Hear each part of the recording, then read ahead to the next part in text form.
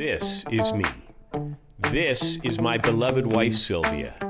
This is Sylvia's idea of sailing. This is my dream of sailing and my hope of circumnavigating the globe as a retirement project in 2029.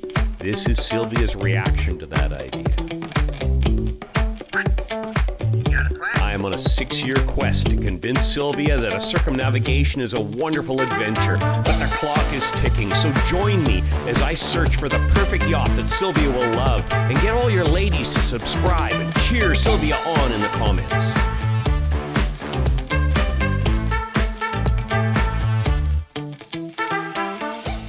Welcome back to Naval Gazing at Camp David.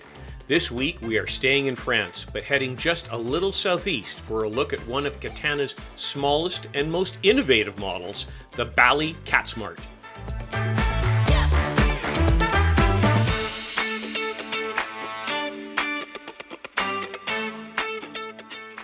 Today we will 1. Review its specifications, pricing and layout against 3 similar new vessels. 2. Do a full tour asking what would Sylvia say. 3. Naval gaze at an innovation or adjustment that just might make life aboard a little easier. 4. Have a look at the used market for 3 to 5-year-old comparables. And 5. Give it a Dave score and compare the results with all our previously reviewed yachts.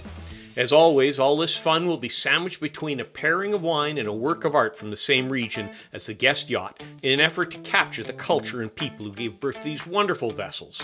Waves, wine, art, and ideas. What a civilized way to spend 30 minutes. So let's get going. From high above Vancouver, we head east across North America and the Atlantic to the west coast of France and the home of last week's guest yacht, the Privilege 510. From here, we hop a little southeast to the yards of Catana and this week's guest yacht, the Bali Catsmart.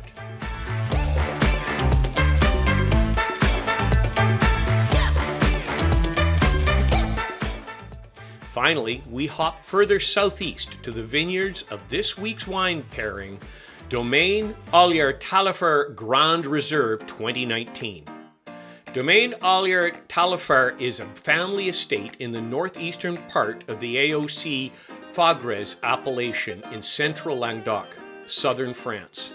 It is run by Luc and François Ollier, brother and sister, the 5th generation of local-born winemakers, and today responsible for these 36 hectares of AOC Faugrez vineyards. In 1977, their parents, Nicole and Alain Ollier, sold the first bottle produced on the estate. At the time, Faugrez wines were only VDQS, and I won't even try to do that in French. AOC status was achieved in 1982. Luc joined the estate in 1990 and François in 2020. In 2020, Florent Ollier, Luc's youngest son, joined the estate and became a partner with his father and aunt. The story continues. They produce an average of 1,100 hectoliters, and all their wines are bottled on the estate and sold by the family. The vineyard shales have not been compressed as much as others and are said to be of sedimentary origin because the starting minerals have remained essentially the same. All this provides soils formed by a clay matrix which nourishes the vine, retains water in depth with pebbles formed by blocks of sandstone. The inclination of the layers, this is called dipping of the layers, allows the roots to intrude into the rock, enlarge the cracks, and fetch water and food in depth. The soils hardly exceed 50 centimeters deep and are therefore not very fertile and fragile. The vines face due south at an altitude varying from 200 to 350 meters, depending on the plot, on the shale hills with steep slopes. The grape varieties are traditional, composed mainly of black Grenache, black Carignan, Syrah, Mourvèdre, Cison for the red and rose AOC Faugrez wines, and Roussanne and Rolle for white AOC Faugrez. Our wine this week, Domaine Ollier-Taillefer Grand Reserve 2019, is from the oldest vines, 50 to 100 years old. aged on its fine lees during a nicely relaxed élevage. In this wine, you have the potpourri of foie gras aromatics. It's black olives, thyme, sage, sea salt, and on the palate, the sense of licking black stone. Grenache, Syrah, Carignan, and just a little Mourvèdre, good depth of color, hints of the Garrigues, the classic Mediterranean vegetation on the nose and on the palate, some black olives, and tapenade. You're going to enjoy that. Let's go have a look at that boat. Cheers. Looking at the outside of this vessel, talk about a contradiction in terms. You're looking at a Bali with a performance orientation, which is kind of interesting. It is somewhat representative of this marque's heritage. So you've got these fantastic Catana-like aft outboard helm positions where you can clearly see your sail pattern. You can see easily up the side of the hull. Real great visibility for sailing performance, everything you'd want. You can see the rooftop there, a nice low boom, the absence of a fly lounge or fly bridge, which is standard on every other Bali, but it lowers that boom and increases your sail area and allows great access to that boom in case you need to do anything with it. You still have that fabulous solid front foredeck, so lots of room out there, and you have some sunning areas on the cabin top that allow you to stretch out.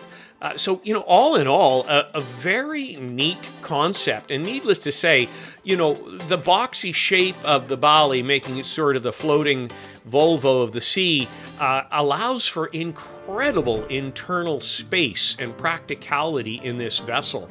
Look at that forward tent there as well. Imagine what you can do on that forward deck, and you have the standard Bali garage door aft area with now a very large saloon on a relatively small boat, 38 feet long.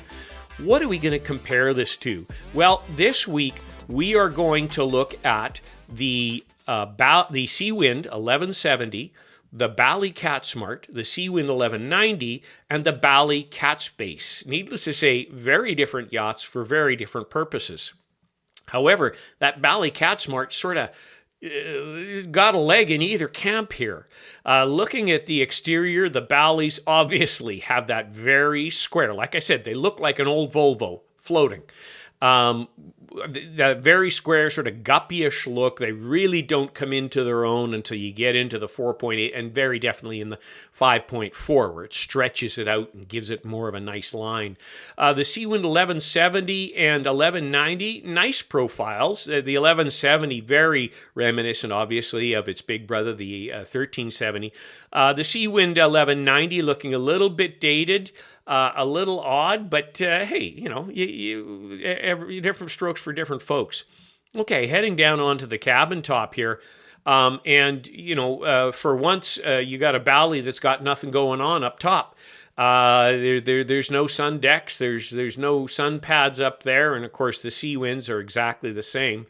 Now the Seawind 1170 and 1370 have that really terrific manufacturer's front lounge that is removable. We've seen Nick on his sitting out there very comfortably, and it looks tremendous. But it is, it's not permanent there. It's sort of a faux cockpit. The Bali Catsmart does not have access through into the front cockpit, but it does have a very nice settee seating area combined with that incredible sun space on the solid foredeck. The Seawind 1170, 1190, sorry, a little different that way. Not much going on in these areas at all. And the Bali Catspace, now here you have the solid foredeck, no access onto it, but you have the traditional fly bridge and that fly lounge up there. Again, coming back to the Catsmart, again, full aft, full outboard helms. Exposed helms, yes, but wow, can you see your sail pattern? Do you have a sense of connection with the water? Okay, heading into the saloon. This is where, of course, Bali absolutely hits it out of the park. On both their models, the Catsmart and the Catspace, you have the garage door. You have it very much like the interior of a big monohull, where you've got an L-shaped settee and dinette to port, and a lovely settee to starboard with lots of room in between, and then a very large galley for the size of this vessel forward. You do have something of an open cockpit in the aft with an aft settee, but nothing, of course, like the standard. But it's not a bad size, especially given everything else you've got, and you've got your two helms out there, adding to sort of the sense and feel out there. Seawind 1170, nice cockpit, very traditional. The helms are midships, bulkhead mounted inboard, and feel too isolated for me. I think I've mentioned this before. There's a lot of fared fiberglass between you and the ocean out to port there, and you are fully under the bimini. Yes, there are windows up so that you can see your sail plan to a degree, but nothing like you could in the Bali Catsmart here. You've got the trifold door, which I'm not a fan of. And then you have a reasonable saloon layout here. The port side owner's hull, very nice athwartship berth, forward closet in the forepeak, and a nice sized head for the size of this vessel. But my greatest criticism of the 1170 is it feels like I'm living inside the shower stall of my yacht, not inside my yacht, because everything is fared fiberglass. There's very little warmth to the inside of this thing. The Catsmart we've already spoken of. The Seawind 1190, very much like the 1170. There's not a lot to talk about here other than the galley down, which really opens up your saloon space and is unusual in something of this size. I think it's a cool idea. I really do like it. And again, the owner's hull very similar as with the passenger's hull to the 1170. And again, living inside your shower stall decor. The Bali Catspace, it's very similar to the Catsmart, except that your helm is up on top of the cabin top, so that you have, I guess, wider open spaces in your aft cockpit area. And you've got a larger galley area there that you can see. So that gives you a little extra space, and you got that massive football field out front. Okay, heading into the accommodations, we've already discussed this, of course, on the Seawind 1170 and 1190. The Bali Catsmart here has two aft buttscoot beds, and then on the port side, you've got a forward cabin there for your guests. The starboard side is a full hull master, which you'll see is really quite something on a vessel this size. You can feel the width in those hulls versus the Seawind 1170 and 1190. It is quite expansive. The Bali Catspace, much the same, except a mirror. So it's the port hull that has your buttscoot bed in the aft, although you do have more space up the sides of this so that you can make your way around it. It's sort of a semi three-side access. Very nice space again, though. And then in the starboard hull, you have the forward aft guest suite. And then in the bow, you have an athwartship three-side access VIP suite. Very nicely done.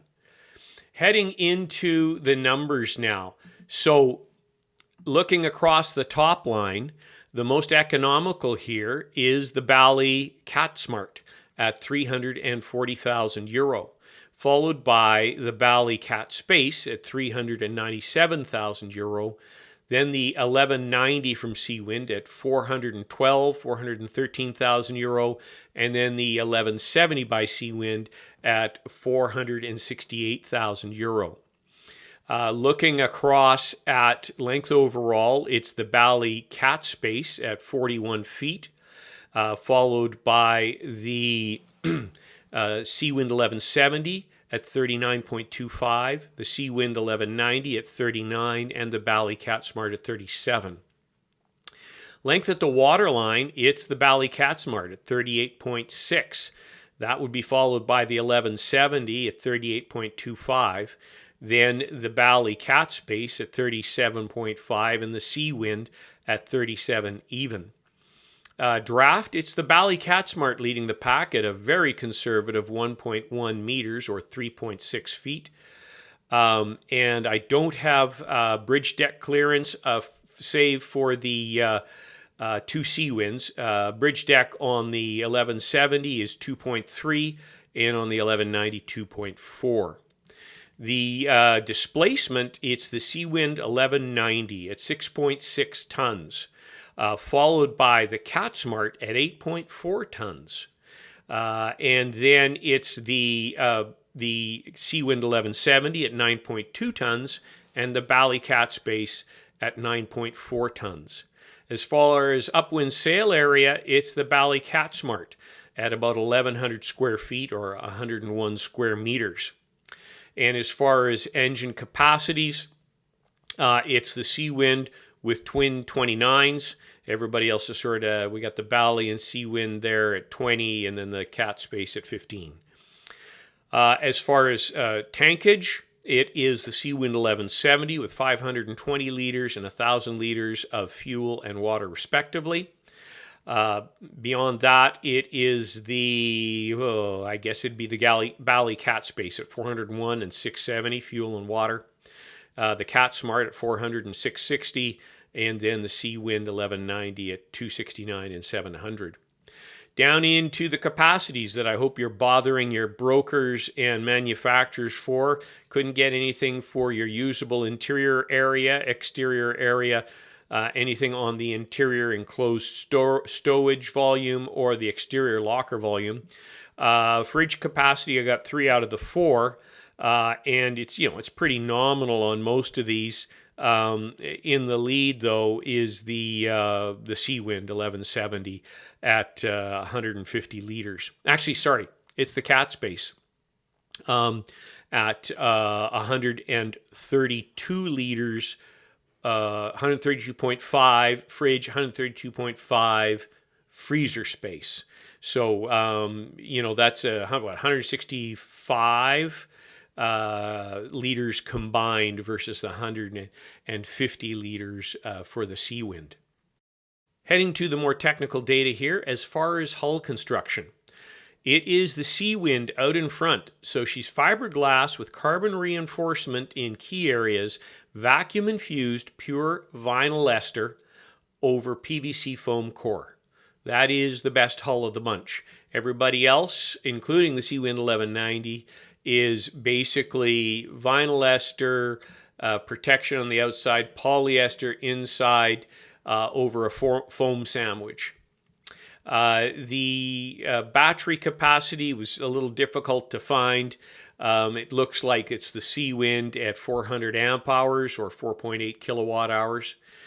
And then I could only see factory provided numbers for solar for the Seawinds. And for the 1170, it was 320 watts, and the Seawind 1190, it was 250 watts, both flexible. The numbers that are indicative of performance. So sail area to displacement, or an indicator of power. It's the Seawind 1190 at 26.8, followed, surprisingly not too far back, by the Bali Catsmart at 24.9. Then it's the Seawind 1170 at 19.5 and the Bali Catspace at 17.9. Displacement to hull length, or an indicator of heaviness.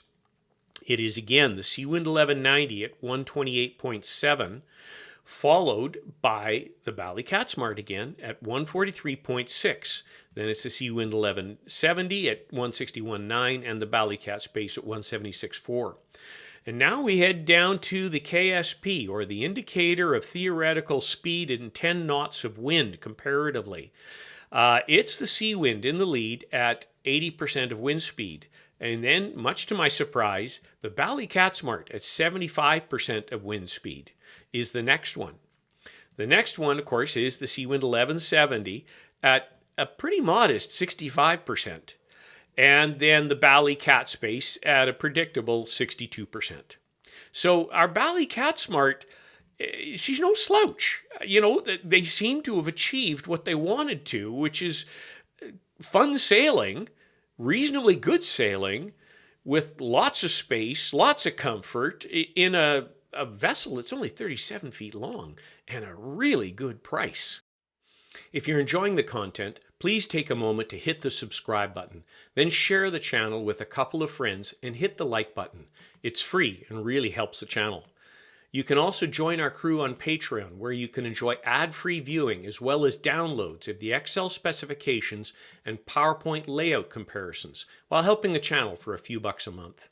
You can find a link to the Naval Gazing at Camp David Patreon channel in the description below, where you can also click to receive our free ebook and information on some really cool virtual sailing training. And speaking of cool, my friends at catamaransshow.com have developed an amazing website and database of every catamaran available and scheduled to launch that allows you to do selectable, in-depth comparisons of 3 cats at a time. They're also working on an incredible virtual tour and on-the-fly configurator that provides the option of fully immersive virtual reality with the appropriate 3D goggles. This is an incredible resource for anyone considering a catamaran purchase. Have a look by clicking the link in the description below. Okay, hopping on board, what would Sylvia say? Well, you know, other than the size, I think Sylvia would like this. In the aft here, you've got that nice, simple dinghy hoist there, bringing your dinghy up and onto that little platform where it's nice, safe, and secure. When it's down, you have a nice area to walk around in the back there and board your dinghy. You have these really comfy helm seats right at the aft and outboard, giving you a fabulous feeling of connection with the water, connection with the boat, visibility of the sails. I mean, it's a great location. I know that people are going to scream, you're exposed. But honestly, again, monohulls are exposed like this all the time, short of, you know, the big producers who are now doing hard tops. And you can put a little bimini over top of them. And from everybody tells me, you're on autopilot 95% of the time. So at least 5% of the time when you're on the helm, at least you'd be having fun. Here you've got this fabulous front foredeck and the beautiful settee and table eating area there with a huge sun pad out front. Absolutely wonderful. So let's do a little naval gazing, and this time, especially given the size of the foredeck on this lovely Catsmart, we're talking about forward awnings for multi-hulls. These are stretched between the cap shrouds, mast, and headstay, and hoisted with the spinnaker halyard. They cover all of the forward deck, cooling the whole boat at the anchorage and allowing lounging on the trampoline. According to the references that I've seen on sites, it really cools down the saloon as it reduces significantly the sun coming in the windows and heating the interior. You'll be able to keep the forward hatches open even with rain. Its low forward windage and robust construction will allow leaving it up with trade wind force winds while at anchor. This particular one has an 8-year warranty. It's stretched again between the cap shrouds, mast, and headstay. It's hoisted with a spinnaker halyard. It stands up to 20 knots of wind, keeps your boat dry and cool during the squalls. It's available in shade or solid material made from Comtex, which is an innovative commercial heavy-duty knitted shade cloth designed for medium to large-sized tension membrane shade structures like you see in parks, where the shade cloth fabric is placed under greater loading strains. I got the link to this in the description, so feel free to have a look at this. Talk about instantly expanding your usable space on a catamaran. Okay, back on board, looking aft here. Nice wide side decks, and is standard fare on Balis. There are no hatches in the side decks to trip over. Coming again back to this wonderful helm station in the aft, you've got a great area there for a barbecue, a nice aft settee, so you're not losing your entire outer cockpit. great boarding ladder there, and right across the deck, there's your alternate side helm, so you can quickly zip back and forth. There's no climbing up and down steps. You really do have a tremendous vantage point at these helm stations. And then you've got this massive freaking saloon. Very comfortable. You open the windows right up. The only disadvantage is, I wouldn't want suntan lotion drenched bodies hanging out on my saloon couches, but they do have the aft saloon and they have the forward cockpit area. So, you're pretty good there. You've got great, a nice integrated helm station here. It's not forward facing, but it's not bad at all. What a social space, though. You just don't get this on any other format. I mean, Fountain Peugeot on their Aura 51 have come close, but that's a 51-foot vessel. This is 37 feet you're looking at here. Look at this galley. Absolutely gorgeous.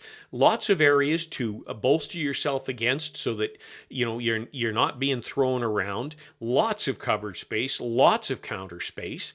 And let's just head down now into the starboard hull and have a look at this thing. You got a little settee there, a little dresser. They've actually done some inset faux leather on the top of the dresser there, which I think is really nice. They've used a lot of mirrors in here, which really opens up the hull. Look at the size of this head. It's absolutely gorgeous. Nice head, nice shower. The full-length mirror there really opens up the hull. A little settee, little dressing table, a little faux leather on top adds a touch of class. You throw some carpet in this hull. Man, it's a comfortable spot. You even have little seats at the base of the bunk there, so I can put my shoes on. Heading now up and across. Again, look at the counter space that you've got in the galley there. Let's head down into the passenger hull. There is your center hull, and it is our center head, and it is a dry head. Very nicely done. Huge windows, lots of light. And moving forward, here is your forward bunk. Very, very comfortable. Lots of window space. Nothing to cry about at all. And sorry, that was aft. Heading forward now, here is your forward bunk. And again, remember, this is your forward bunk. Yes, it's not huge, but look at the ventilation and the window and the light in here that you've got. Again, this is a 37-foot cat. You can't touch this in any other design. And this thing doesn't do bad. 75% wind speed on the KSP with really fun exterior helms. So, coastal cruising, what a blast to have this vessel. Okay, what do we compare this to? What in the world do we compare this one to? Well, we're going to look at a 2018 Leopard 40. They are looking for $529,000 for the Leopard 40. Great vessel. You'd still retain your forward access to the front cockpit. So that is a real plus. However, it's a much, you don't have the settee, you don't have the forward sun pads that you have. A very nice vessel. They're looking this. So what are we looking at here? 5 years old, and they're looking for $529,000 versus our $556 for a brand new Bali Catsmart. Wow, given that I'm not going to be crossing oceans in this is going to be a coastal cruiser. I'm sorry, I'd do the Bali. The next up is a 2023 Fountain Peugeot, so 1-year-old vessel. They're looking for $625 versus our $555. The Isla 40 is a lovely vessel, but again, I'm not crossing oceans. This is coastal cruising, and the Bali Catsmart gives me space, comfort, fun sailing. There's nothing to complain about on that vessel, and it's brand new. It's $100,000 less or $75,000 less. I'd go the Catsmart. Finally, we're looking at a 2023 one-year-old XS 11, 38 foot, very comparable. They want $579 for a one-year-old versus our $555. The XS certainly would be a fun vessel. It has the aft outboard helms. It's not my taste in interior design. It's a very nice boat. This would be a harder decision, but I would still go with the Bali Catsmart. So that's interesting. Now, finally, we're looking at a 2018 Nautica 40 Open. They're looking for $500,000 for a 5-year-old versus $555 for the Bali. I really like Nautica and their finishes and their designs. Again, fun aft outboard helm, beautifully finished inside. Depending on the condition, this would be a difficult decision. But I am getting a brand new boat for $555, although for $500, I'm probably getting toys that the owners put on this. Wow, this one's a toss-up. So we're going to call it almost a clean sweep for the Bali. Okay, monohull heresy. What do we look at here? We're adding 20% to the length to get equivalent living space in a monohull. First up, we are looking at a 2022, so a 2-year-old Hansa 460. And they are looking for $769,000. Well, here's the thing. Two different creatures. I would cross an ocean in a Hansa 460. Probably not in the greatest of comfort, but I do it. But I am paying a lot more money, and I wouldn't buy it for that. So my purpose in any boat this size would be coastal cruising, and Sylvia would be far happier in the Bali Catsmart, and I'd have fun sailing. So it would be the Catsmart on this one. Next up, we are looking at a 2019 Dufour 460. So they're looking for $333,000 on this 4-year-old boat. That's more in the ballpark that would justify it for coastal cruising. I'm saving $200,000, a little over $200,000. Yeah, I might just do this Dufour. Next, we are looking at a 2019 Jeanneau Sun Odyssey. They're asking 258,000 simoleons. So, 4-year-old boat. Yeah, I'd lean towards it for the coastal cruising application. Although, again, Sylvia would love that Bali Catsmart. Sorry. And finally, we're looking at a Bavaria, the 46. And it's a very nice boat inside. They're looking for $245,000, so a little less than half. I'd have to do the Bavaria for this application. So our monohulls for equivalent space, maybe I'm being a little generous going 46 feet for a comparable. Not really when you think of the size of the inside of that Catsmart. No, it'd be about right. Your monohulls, I think, are probably giving you a better value because, again, you're not demanding an ocean crosser in any of these. So, how did she do on the Dave score? Bearing in mind that this is not what I'd use to cross an ocean, and that's what I'm looking for. So down, down, down, down, and there she is. Predictably, if I was looking at coastal cruisers, this number would be completely different. But she did, even saying that, score a solid 68 out of 100. She got interior elegance, a 6, exterior, a 5, interior comfort, a 7, exterior comfort, an 8. Quality, a 7. Performance, a 7, which in a boat this size at a volume production is pretty admirable. Lazy Sailor, a 7. Condo, a 7. Probably should be a 6. Well, no. I mean, that ridiculous convertible cockpit saloon thing really does give this a condo feel. Geek, a 7, and value for your money, a 7. I might even take that up to an 8 now that I've looked at all this stuff. So there you have it, 68 out of 100 in the company of the Outremer 51. I'd have to rescore the Outremer 51. The Nautitech 44, yes.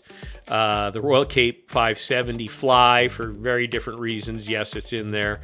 The Royal Cape 530, yes. Leopard 42 is higher. That makes sense. The only one here that doesn't make as much sense to me now in hindsight is the Outremer 51, and that is one of the very first boats I sort of scored when I was still trying to figure out who's who in the zoo here. So take that one. I should really rescore that Outremer 51. It would be a different kettle of fish for me today. For our Art of the Region this week, we're looking at Canet en Roussillon from 2016, a painting by Sophie de Naval, a self-taught colorist painter in search of emotions through colors and their association. Sophie works in the material. Fauvist and expressionist inspiration, her artistic quest is nourished by the richness of landscapes, the sea. Her aspirations go towards semi-abstract, where she finds themes supporting her sensitivity and creativity. Present in artistic exhibitions since 2008, she works by theme, drawing from her background as a chemist to highlight her research on color. Sophie is a member of the Maison des Artistes. Her status has been professional since 2011. Well, there you have it. Another week of waves, wine, art, and ideas. I do hope you enjoyed this vessel. This one's a surprise to me. I have a fondness for this particular vessel, despite my aspirations for circumnavigation. I think it has a good spot within the marketplace that isn't really touched on by too many others. So good on you, Bali, and we'll see you back here next week for another review. Thanks so much. Cheers.